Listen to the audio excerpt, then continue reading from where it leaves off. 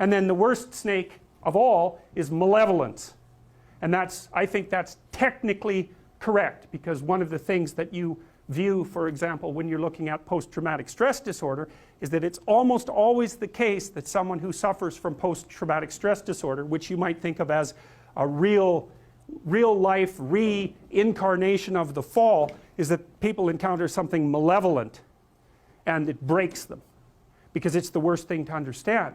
It's like suffering is one thing, man, that's bad enough. Vulnerability and suffering, that's bad enough.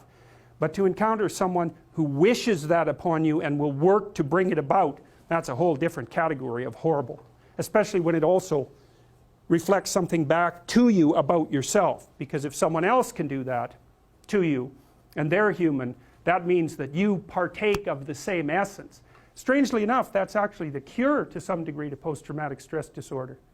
Is that, like, if you've been victimized, you're naive and you've been victimized, the way out of that is to no longer be naive and to no longer be victimized. And that means that you see this reflected in the Harry Potter idea, for example, that the reason that Harry Potter can withstand Voldemort is because he's got a piece of him, right? He's been touched by it. And the way that you keep the psychopaths at bay is to develop the inner psychopath so that you know one when you see one.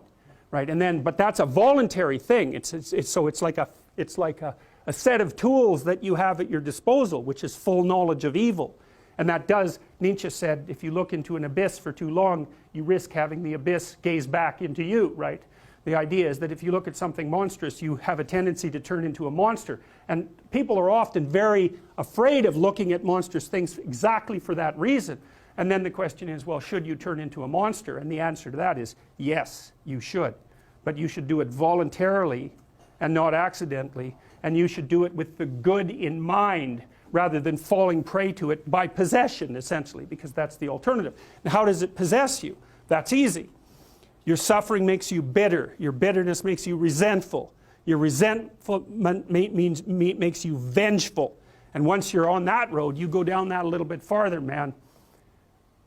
Well, you end up fantasizing in your basement about shooting up the local high school and then killing yourself, right? Because that's sort of the ultimate end of that line of pathological reasoning.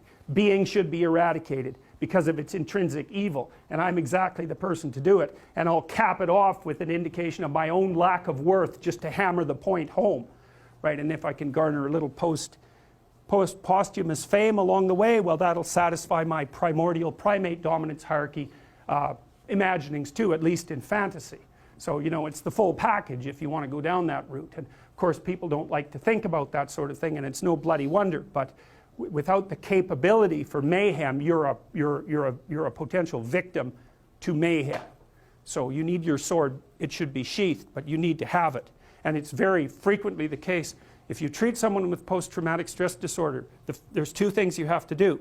You have to help them develop a very articulated philosophy of evil, because otherwise their brain bothers them over and over and over. Why were you so naive? How did you become victimized? Why were you such a sucker? These are good questions. You don't want to have that happen to you again. You don't want to be exploited twice. Okay, so your eyes have to open up. We know the price of that from the Egyptian myth, right? You come into contact with Seth. What happens? Even if you're a god, you lose an eye. It's no joke, man. It's no joke. And then the cure for that is the movement down into the underworld and the revitalization of the Father. That's the identification with the force that created culture, right? And that then there's you and that together. Then you can withstand malevolence. Maybe you can withstand tragedy and malevolence. And then that's the whole secret, right? Because that's what you want in life. You need to be able to withstand tragedy, and you need to be able to withstand malevolence, because those are the forces that are always working against you.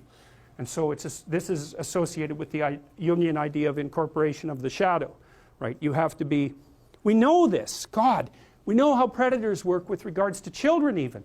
If you're a pedophilic predator and you're looking at a landscape of children, the child that you're going to go after is the one that's timid and won't fight back. You pick your victim. And predatory people in general are exactly like that, man. Because they're predators. They're not going to attack someone who's going to fight back. In fact, the issue is likely not to even come up. They're going to be looking for someone, one way or another, that cannot conceptualize what they are. And then, perfect. It's an open season, man. It's open season. And so if you're treating someone with post-traumatic stress disorder, first they need an introduction to the philosophy of malevolence, and second they have to learn to become dangerous, because that's the only way out. What's the alternative? They get these recurrent thoughts about their vulnerability in the face of malevolence and their own naivety, because by definition, if someone psychopathic has exploited you, you're too naive. It's a definitional issue. You can say, well, that's no fault of mine. How the hell could I be prepared? Fair enough, man. A perfectly reasonable objection. Doesn't solve your problem. Because it's an eternal problem.